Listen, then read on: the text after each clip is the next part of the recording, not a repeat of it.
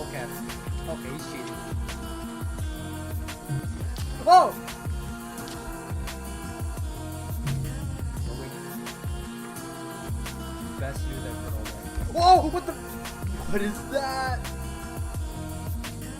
No! Are you? I'm gonna pounce on you. No! Oh, I hate parkour so fucking much, dude. It actually pisses me off. No! Don't add to the death count. Don't add to the death count.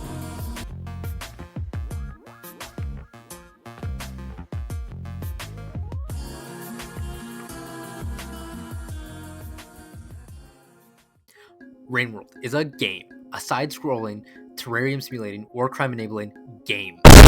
You take the role of a slug cat or scug. Your main objective, depending on which of the I forgot to put that number in. Of the 9 scug companions you can choose from, ranges from survival to total destruction of a sentient species that is also just trying to live in this broken, washed out mess of a world.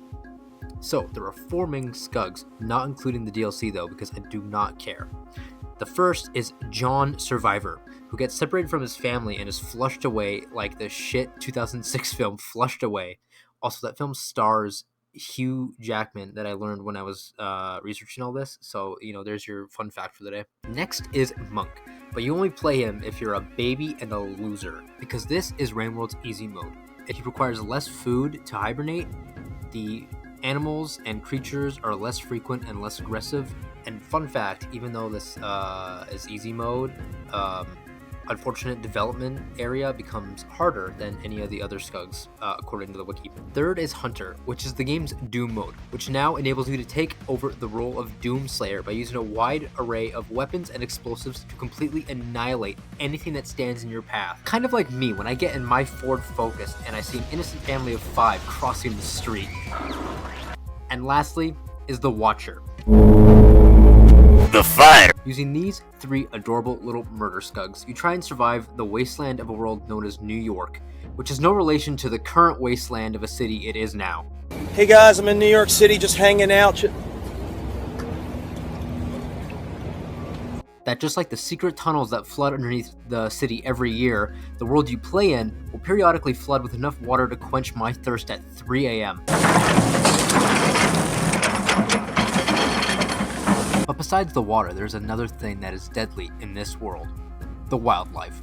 In the base game, there are lizards, vultures, pole plants, monster kelp, red leeches, sea leeches, centipedes, centowings, that one, big spiders, dropwigs, brother longlegs, leviathans, Miros birds, daddy longlegs, wormgrass, bugs, overseers, squidcadas, adult nudiflies, garbage worms, snails, scavengers, lantern mice, jetfish, grappling worms, reindeer, youth centipedes, batflies, egg bugs, infant noodleflies, infant centipedes, vulture grubs, hazers, jellyfish. Oh my! Who threw that at me? King vultures, spitter spiders, and red centipedes. And that's not even all of them. But because I'm not trying to recreate the Bible in my own religion dedicated to the mythical creatures I worship, I'm only going to talk about the more important ones: lizards, scavengers, and a secret third group that I will get into later because it is heavy spoiler stuff. Oh yeah, spoiler warning for endgame stuff, or whatever. So not counting the DLC, there are 9 different colored lizards, kind of like the 9 layers of hell you're going to experience once one of these things crawls up from beneath the earth and drags you back down to hell where you belong.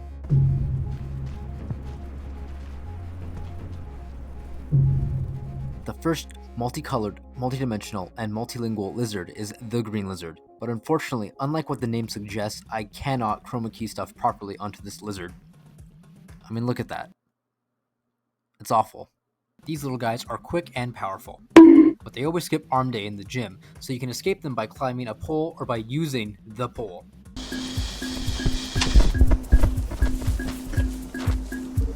Next is the pink lizard. These geckos are exactly like the green lizards, but pink. They can also climb poles now, so good luck with that. The pink lizards also have a 33.3% or 1/3 bite lethality rate.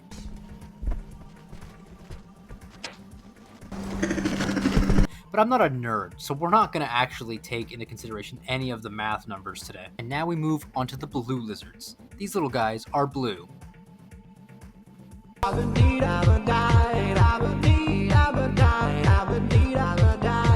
And while the pink lizards can climb poles, these little scaly monsters can climb everything. Walls, ceilings, your mother. But not only that, they can use their tongue. Kind of like me with your mother? Then there are the white lizards. And just like the name suggests, they are gray. And they have all the abilities as the previous Skrunklies. Except they can turn invisible.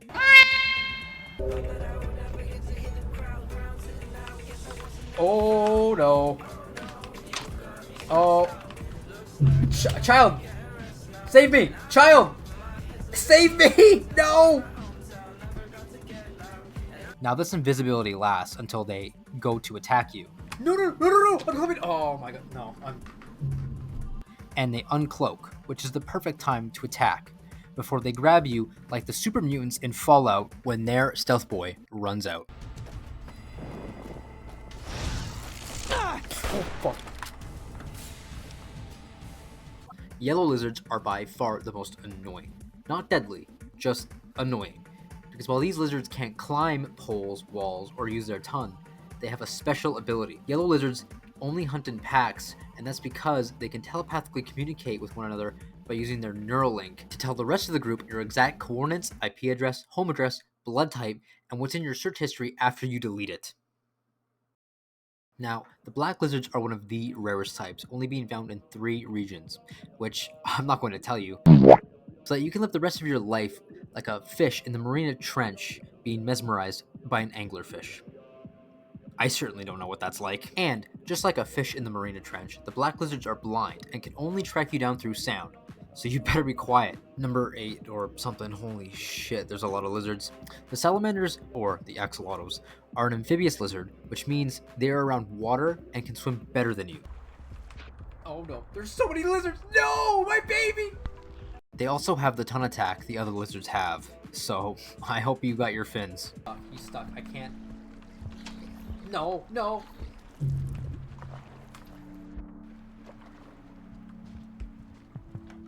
We're not gonna watch that.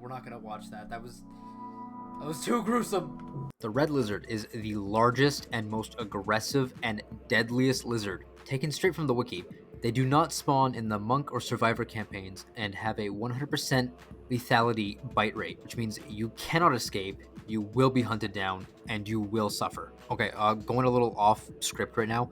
This is also the same lizard that chat would spawn in with the redeems over on twitch.tv/Aldred. Definitely not, plugged in or anything. Just to mess around with me, and then they'd spawn in like 5 of them all at once. Dude, we're so good. No. Oh, okay, never mind. Okay, we're good. No, he was right there.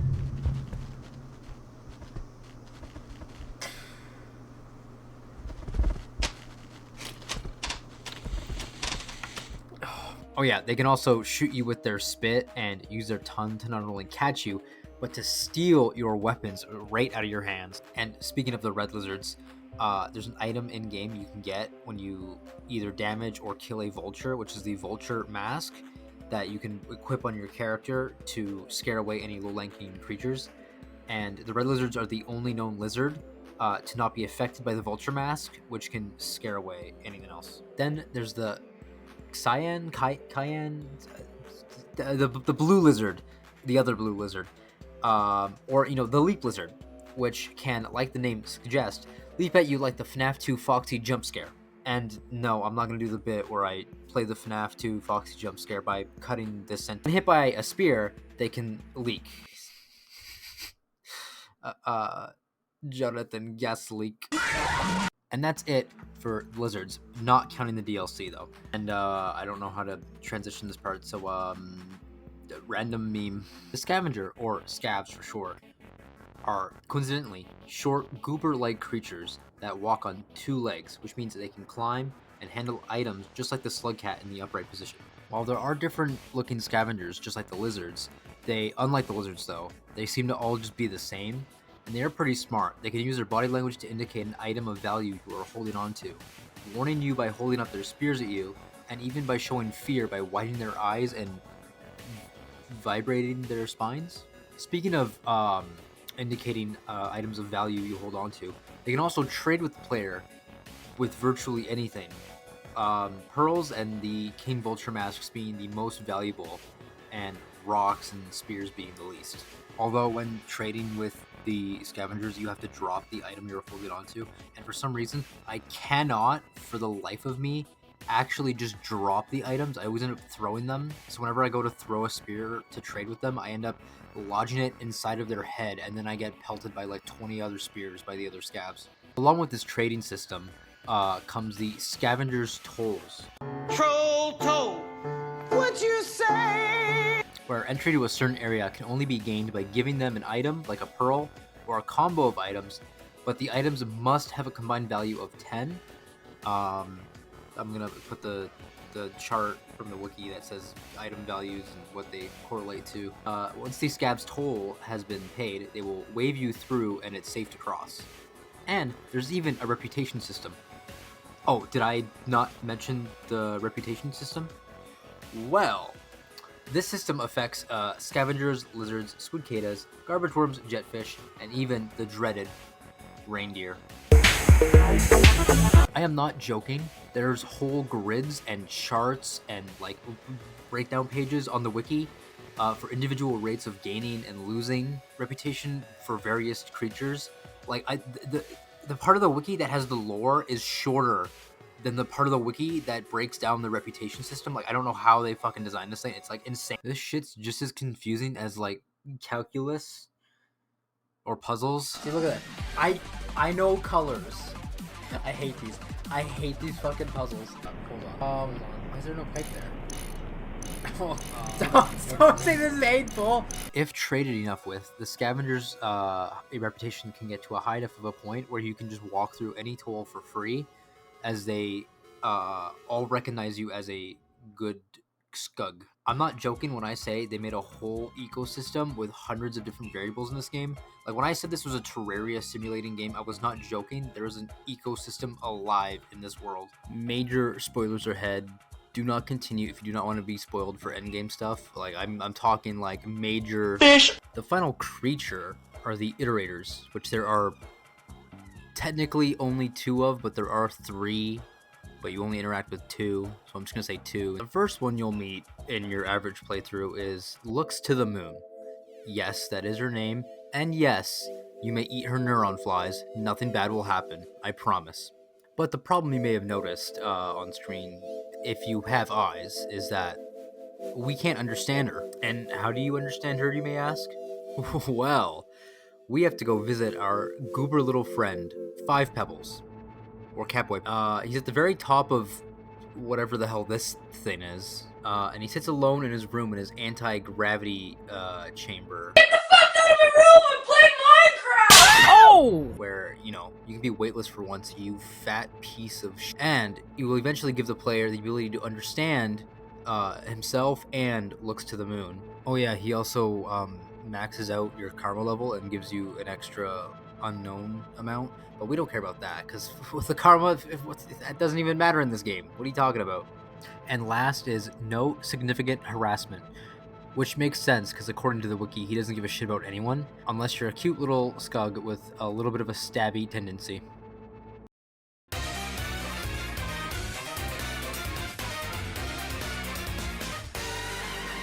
Unfortunately, there is next to nothing on the wiki for him, so we're just gonna pretend he doesn't exist and just shove him back down there. Now that we know some of the wildlife in this dangerous world, we have to ask the big question: why? Why were the iterators created? Why is everything designed to kill you? And why is the world gone? Well, to understand that, we look back to the ancients. And they are, just as the name suggests, very old. They were monks who, after living for so long and getting the victory royale one too many times, they decided they didn't want to reboot anymore. And and started looking for a way to escape the cycle of death. Kind of like me in any sort of Dark Souls playthrough.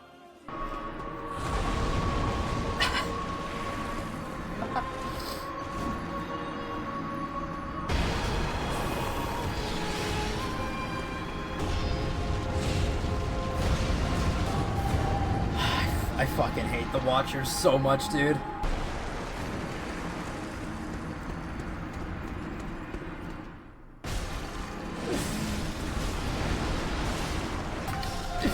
God damn it. This led to the discovery of void fluid, a powerful liquid that can dissolve solid material, produce energy, and even rip your soul out of your body, letting you ascend to the next plane of existence. Oh wait, am I actually supposed to go down?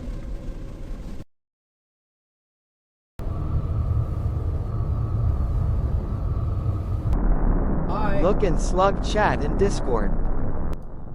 Oh my god, you were right. It literally is a cob of corn.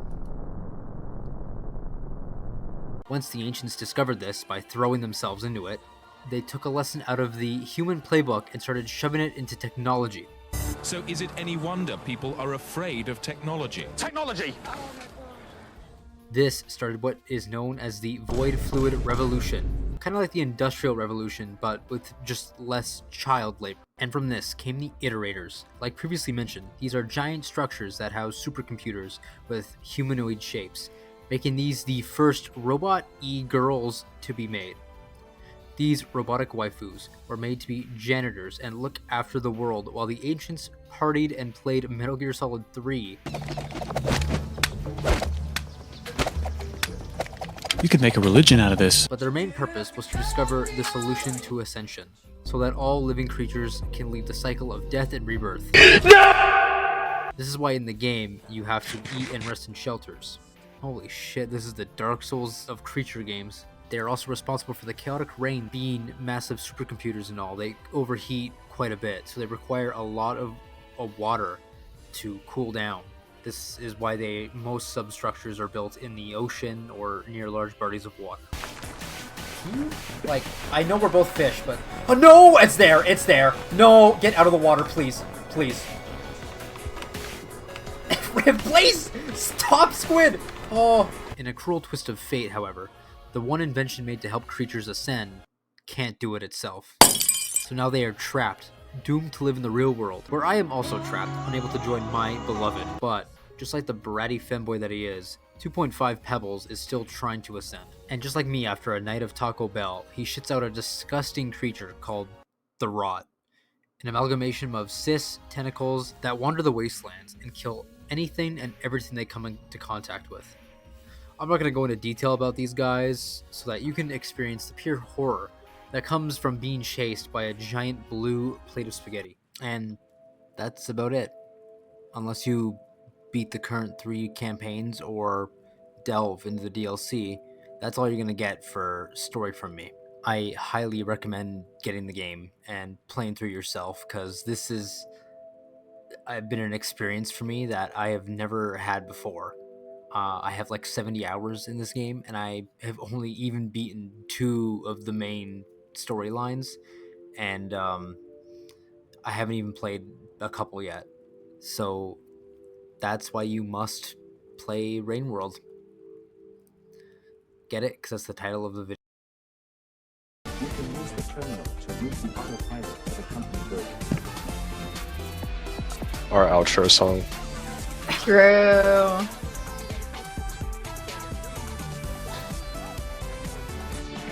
See you guys later. Thanks for watching. Remember to subscribe and hit the like Click button. that bell Smash button that like too. button. Remember to comment. If you want to join my free gift card giveaway, remember to comment, subscribe. Click the link down below.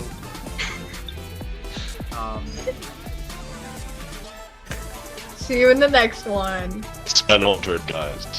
Yeah. It's been over. Guys, it's been an Aldred, but I gotta drag on these nuts on your face. Can this be the outro of your next video? It's not even Lethal Company related, but I need to say it. Yeah.